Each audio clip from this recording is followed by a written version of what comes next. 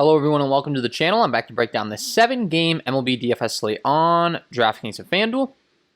Not exactly the biggest slate after yesterday. We had a very large slate, so going to be more condensed, but that's all right. We're going to go ahead and break this down, figure out the pitchers we're going to want to play, figure out the bats we're going to want to play, and there's always a way to find an edge, so we're going to figure out some sneaky plays, all of the above. If you do enjoy the content and you're new to the channel, if you could please leave a like on this video, subscribe to the channel, hit the notification bell. If you're still a recent viewer or a consistent viewer, if you hit the like button as well, that would be greatly appreciated. Not feeling the love lately from the channel, so if we could get some comments, some engagement, some likes, that would be greatly appreciated, guys. We're on the fringe of 700 subscribers. If we can get closer to that, that'd be great. I work really hard on these videos. I'll be here all MLB DFS season long, breaking down these slates to help you guys become better MLB DFS players, to help you guys win some money night in and night out. So that's going to be my my promise to you. We'll be working hard on these videos, giving you guys some good plays. And don't forget to stay tuned to the end of the video for my home run call of the day. We're going to start getting those on a roll too. Last year, we really built a rep for calling those home runs. We're gonna get on a roll with those. So, and then if you're interested in some premium content, link below in the description. You get access to a bunch of good stuff, all my data sheets, all the stuff that I use when I'm building my own lineups. I think it's going to help you become a better, much more profitable player. And with that being said, let's go ahead and start breaking down this slate today. As always, we're going to figure out the pitchers that we want to play first. It's fantasy sports. We get points for strikeouts, so we're going to go ahead and sort my sheet by K rate. And the top guy on the slate today is going to be Ian Anderson, taking on the Philadelphia Phillies. Comes in with a 27.9% K rate overall, a 53% ground ball rate, 23.8% fly ball rate. Really, really good stuff as far as keeping the ball on the ground. He also has a 24.4% K rate against righties and then a 33% K rate against lefties. Has just been really good all around for these Atlanta Braves since coming up. And he's taking on a Philadelphia Phillies team today that strikes out a bunch. I, for one, was one that I tried to target them last night with Charlie Moore, and it just didn't go well, unfortunately. And I'm going to go right back to the well today with Ian Anderson because his team is a team that does strike out a lot. He comes in as a 186 favorite, expected to go out there and put on a pretty good performance. Comes in priced at 7.9 on FanDuel. Over on DraftKings, they're going to price at 8.9. I think he's going to be a good option today. So Ian Anderson first on the slate to talk about today. I think he's going to be a good option to be going to. Second, we got Lance Lynn taking on the Kansas City Royals. Comes in with a 27.7% K rate overall, a 32.7% K rate against righties, and then a 22.9% K rate against lefties. So we do really prefer to target Lance Lynn against teams that are very right-handed heavy, and then not to mention these Kansas City Royals just really have not been striking out a lot to start the season. So it's going to be a little bit tougher to be playing Lance Lynn than it would be in some other matchups. But he definitely has the upside. He can definitely get you there. You know, we've seen him put up double-digit strikeouts against this same Kansas City Royals team on the 8th of April. So he's definitely capable. And while, you know, we wish the matchup was a little better, he's done it before and he could do it again. He's got the K rate. He can get the job done. But just know these are the things you got to be kind of weighing in. Kansas City Royals team really hasn't been striking out that much. He is much more effective against right-handed hitting. And the Kansas City Royals do have quite a few lefties in their lineup. So I don't know. More so righties though. I will say, looking up and down, you know, you got Benintendi, Carlos Santana, Ryan O'Hearn, Nicky Lopez. That's 4 lefties. So you know, I don't want to talk you off him. He's still going to be a good play. It's just a matter of whether we can play him with these other guys. And the next guy is going to be Christian Javier taking on the Toronto Blue Jays. 26.8% K overall. Ground ball, fly ball stuff, he has a little bit of an issue with the hard contact, hasn't been the worst. And he has a 32.8% K rate against righties and then a 22% K rate against lefties. So he's very, very similar to Lance Lynn in the fact that he is much more effective against right-handed hitting when it comes to strikeouts. And he's taking on a Toronto Blue Jays team tonight who is a very right-handed, they have a very right-handed heavy lineup. So that's great as far as you know, the possibilities of his upside. Semien, Bichette, Vladimir Guerrero, Teoscar Hernandez, Randall Grichuk, Lourdes Gurriel, Danny Jansen, all right-handed hitters. They only have Cavan Biggio and Rowdy Tellez expected to be in the lineup that hit on the left-handed side of the plate. And Christian Javier comes in at a 9.5 price tag on FanDuel, and over on DraftKings, they got him priced at 10.7. So top price guy on DraftKings. Over on FanDuel, I believe he's also the top price guy. Yeah, over Dylan Bundy. So for good reason, though. I think he's in a good matchup here. The Toronto Blue Jays have a bunch of pop, but they also do have quite a few strikeouts in that lineup. You know, guys like Vladdy Jr., Teoscar Hernandez, Rowdy Tellez, Randall Grichuk. You know, they can all hit the ball really hard, but they can all strike out quite a bit as well. So I think Christian Javier is a great play today for sure. Vince Velasquez taking on the Atlanta Braves, 26.5% K overall. Ground ball, fly ball stuff isn't the best. Gives up a lot of hard contact. Against righties, he gives up a lot of hard contact, and he has a 27.4% K rate. So he has some upside. It's a little bit scary going up against the Atlanta Braves matchup, though, which we'll get to when we get to the bats, because while he does have a decent strikeout rate and he could get the job done, they're a pretty right-handed heavy lineup, similar to the lineup in the Blue Jays that we just discussed. And he has a hard contact issue, so I'm not really sure I'm looking to go to Vince Velasquez. I do think he's a viable option. Just know it's a little risky. Dylan Bundy, same rule's going to apply to him, right below him. Decent K rate, great swinging strike stuff. Great K rate against right-hand hitting, and lefties is where it really dips down. But he also gives up quite a bit of hard contact, and he's taking on a Los Angeles Dodgers team that's a very good lineup. So I'm not really sure I'm looking to target the Dodgers with Bundy. Also a great tournament play. I mean, these guys are great tournament plays. No one's going to want to play Bundy against the Dodgers. No one's going to want to play Vince Velasquez against the Braves. And, for good reason. But if you go ahead and throw them in your lineup and they go out there and have a good game, you could be looking good in tournaments. Steven Matz taking on Houston, I'm good. They don't really strike out. Joey Lucchesi taking on Arizona, I'm all set on that. He could have a decent game. Arizona's not the best lineup, but they're pretty good against left-handed pitching. So that's where pitching kind of takes a big dip for me. You got LJ Newsome taking on the Texas Rangers, who have been striking out a ton. They've been terrible. He's really not that great of a pitcher. He does have a 20.5% K rate against right-handed hitting, but against lefties, he dips way down to 12%. It's kind of a problem. And yeah, I just really don't think there's anyone I'm really looking to go to. Daniel Lynch for the Kansas City Royals would probably be the last guy that I'm looking to talk about. Young, talented prospect for these Royals. It's expected to be pretty good. And last time out, let's see, he was able to go out there and throw 74 pitches, gave up 3 earned runs, had 3 Ks against Cleveland. Not the best performance, but he's a guy that might have some more upside than we think. The Chicago White Sox also do hit left-handed pitching pretty well, so might be a stack that we could be looking to as well. And looking at the Vegas data, the Chicago White Sox do have a 5.1 implied run total, but I just wanted to throw that out there as kind of a dime in the rough play. If you want to get real risky, in the cheap range, Lynch is supposed to have some talent. Maybe he goes out there and puts on a good performance. And with that being said, let's go over and transition over to bats. Figure out some bats that we're going to play on this slate today. And the worst pitcher, well, so first of all, Zach Lothar is expected to pitch for the Orioles. I took his statistics out of the sheet because I just didn't want. We're only dealing with a 1 innings pitch sample size. Lynch, we're only dealing with a 4 innings pitch sample size. But when it's literally 1 inning, I've had a hard time keeping the data in there. It just seemed irrelevant. And I don't want to throw you guys off with false hope or numbers. So it's expected to be Zach Lothar. He is a left-handed pitcher. And as far as how he grades out and everything, he only pitched 1 inning, as mentioned. Was able to strike out 1 guy and everything, but I'm not all too worried about this guy's talent. I mean, let's see. He entered the game 2.55 ERA with a 1.11 WHIP, 148 innings in Double-A. So this guy was in Double-A. He just came up to the majors. Looked like he had decent numbers in Double-A, which sometimes that can transition a little bit, but for the most part, I mean, that's a big leap to the majors, and I think that the Red Sox could definitely be an interesting stack today. As mentioned, he is a left-handed hurler, so guys like J.D. Martinez, Xander Bogaerts, Christian Vasquez, Hunter Renfroe all crush lefties. You can play Bobby Dahlbeck as well. And when those Vegas lines come out, I think that the Red Sox will probably have a pretty decent implied run total, and then the Baltimore Orioles bullpen isn't the greatest. So a little bit up in the air as far as that stack's concerned. Like, we're not dealing with a bunch of sample size and that kind of thing, but I think it's viable. Daniel Lynch taking on the Chicago White Sox. I had mentioned he's a left-handed thrower as well. Chicago White Sox do hit left-handed pitching pretty well. This guy's expected to have some decent talent, but could have some early struggles, just the way it goes sometimes, transitioning to the bigs.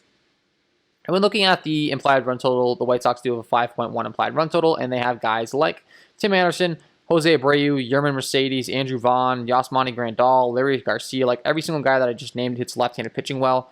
Yohan Moncada is a switch hitter that does excel more against right-handed hitting, but you can still throw him in your stacks. Nick Madrigal is really just a speed and contact guy. But if he's going to be hitting at the top of the order, no issues with that. And then you got Billy Hamilton at the bottom of the order, who's also a very speedy guy. So, as far as, Daniel Lynch's young career, I don't really know how good he is at holding on runners. He is a left-handed pitcher, which typically speaking means he's going to be a little bit better at holding on runners. But this lineup has a bunch of speed that could be running around the bases as well. So you get the stolen base upside with this Chicago White Sox stack as well. Mitch White taking on the Los Angeles Angels. We have an 8 innings pitch sample size with him now. Really has been below average. Gives up a 389 slugging to righties, only a .091 slugging to lefties. That could be a sample size thing. I'm sure he hasn't faced many lefties. For the most part, it's been pretty mediocre. And looking at his recent performances, if we can pull him up here, it doesn't look like he's listed. He's gone, let's see, 19 pitches, 15 pitches, 19 pitches. Hasn't really been pitching a lot. So there's a good chance he's just going to be opening this game and then going to the Dodgers bullpen throughout the game. So the Angels, I don't really like targeting bullpen games because that just means the entire game they're going to be playing the matchup and putting in the guy that best is able to shut down the opposing hitters. So I'm going to have a tough time going to the Angels today. Koei Arihara taking on the Seattle Mariners, a team that's really not good, but Koei Arihara is really not good either. Looking at his numbers across the board, K rate's really bad, swing strike rate's really bad, the hard contact's really bad. He's giving up a 679 slugging to right-handed hitting and then a 462 slugging to lefties, and he doesn't strike anyone out. 15% K rate against righties and 9% K rate against lefties. And hopefully the Seattle Mariners are going to be low owned because this guy just really has been bad. It's in Texas, which is a pretty good hitter's park. Pulling up the chart here, you can see green across the field in Globe Life Field. So definitely going to have some interest in some Seattle Mariners bats. Mitch Haniger, Kyle Lewis, Kyle Seager at the top of the order, all have power. J.P. Crawford as a shortstop has some pretty good pop. He went deep last night for my patrons. He was on my cheat sheet. I liked him, so I'm going to go back to the well with him tonight, like him. Taylor Trammell at the bottom of the order does have a bunch of pop as well in the 9th spot. No one's going to play him, so I think he's an intriguing option, and I just think that the Seattle Mariners overall are going to be a pretty good stack. Arihara has been really bad. You could argue that you could play Arihara against the Mariners as well. They strike out a bunch. It's just one of those situations. Like, this game's going to be ugly. Then you got LJ Newsome on the other side, who we'll get to in a little bit. But Merrill Kelly taking on the New York Mets. Really bad across the board. Ground ball, fly ball stuff's not good. The hard contact stuff's not good. Gives up a 465 slugging to righties and then a 426 slugging to lefties. So he's definitely a guy that we can target with some New York Mets bats today. It's in New York, which isn't exactly the best hitting environment, unfortunately, looking at the Mets Stadium. Let's see, if we're pulling up Citi Field here, you can see a lot of red to go around, but Merrill Kelly just really below average pitcher, and he's going to give up quite a bit of hard contact. And the New York Mets do have a pretty talented lineup. They haven't been able to get it going yet, but this could maybe be the guy they need to face to get it going. Guys like Francisco Lindor, Michael Conforto, Pete Alonso, Dom Smith all have a bunch of power in the center of the order. James McCann at the catcher position has some power. Jonathan Villar has a little bit of pop and a little bit of speed. Same thing for Kevin Pillar. They can fly around the bases. And then Jeff McNeil at the top of the order isn't bad either. So it's a pretty filled out lineup, just waiting for them to have a big game, and this could be the one tonight. And you're going to notice a trend here as we go along. There's going to be a ton of options on bats on the slate. So like this pitching is terrible. We don't have a lot of pitching to go to. It's going to be all bats. Next, Garrett Richards, really bad across the board. Gives up a 410 slugging to righties, a 451 slugging to lefties. Really struggles against left-handed bats, and he's taking on an Orioles team today in Camden Yards in Baltimore, which is a great hitter's ballpark. So this is going to be a good one to target. Lots of home runs given up in Baltimore, looking at the chart here.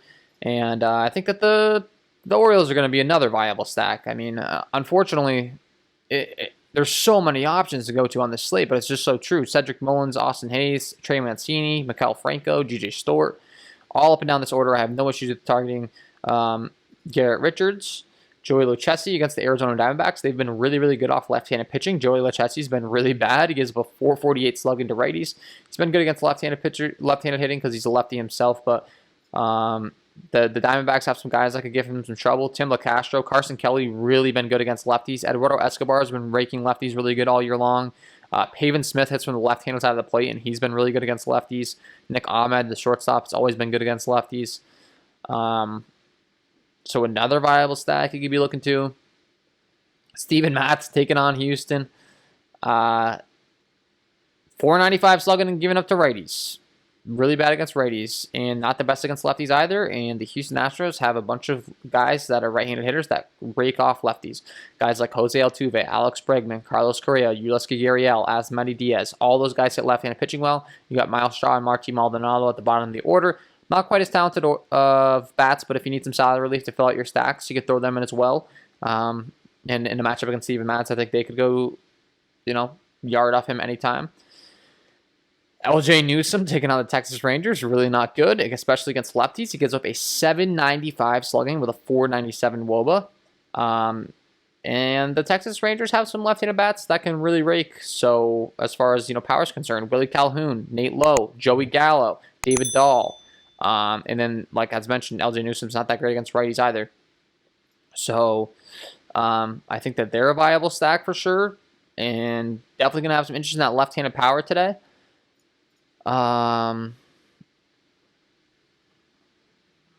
Vince Velasquez taking on the Atlanta Braves, a very talented lineup up and down. He gives up a lot of hard contact, especially against right-handed hitting, a 508 slugging, 43.5% hard contact rate, a 356 WOBA.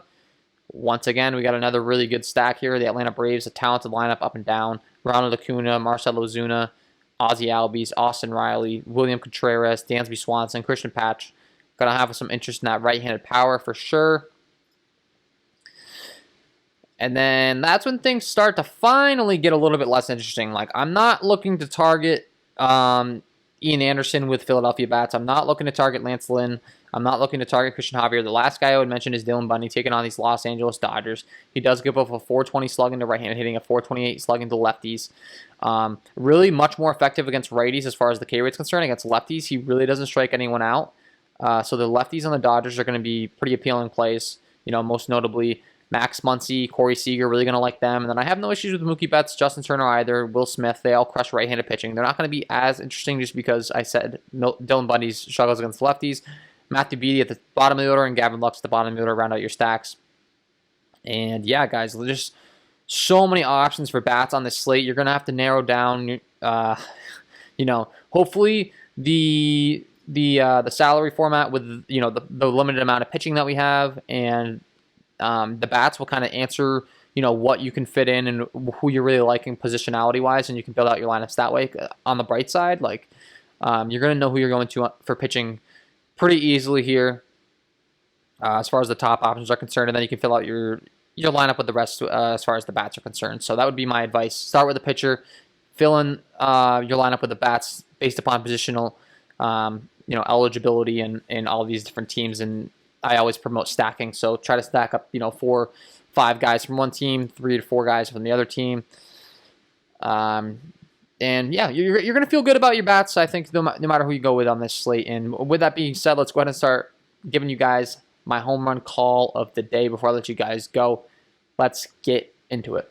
And my home run call of the day today is going to be Nate Lowe taking on LJ Newsome, who I mentioned is really struggling against left-handed hitting. A 795 slugging, given up with a 497 WOBA. Absolutely terrible numbers against left-handed hitting.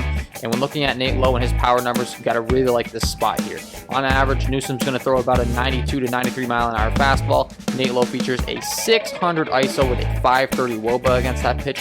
And then as far as secondary pitches, Newsome's really reliant on that changeup, breaks it out about 40% of the time, and Lowe crushes that pitch as well. A 229 ISO with a 403 WOBA. Hits from the left-handed side of the plate, has a ton of power. Expected to go deep tonight in my book. Love him in this spot, taking on LJ Newsome, and he is my home run call of the day. So there you have it, guys. Nate Lowe, get him in your lineups. He's going deep tonight, and that is all for me in this one. If you did enjoy the content, if you could please leave a like on this video, subscribe to the channel, hit the notification bell, that would be greatly appreciated. And then leave some feedback down below, your favorite stacks, your favorite plays, anything you got going on for this slate. I always love to hear you guys' feedback, maybe some hot takes. I'm open to all. Wish you guys all the best of luck tonight, and we will see you in the next one.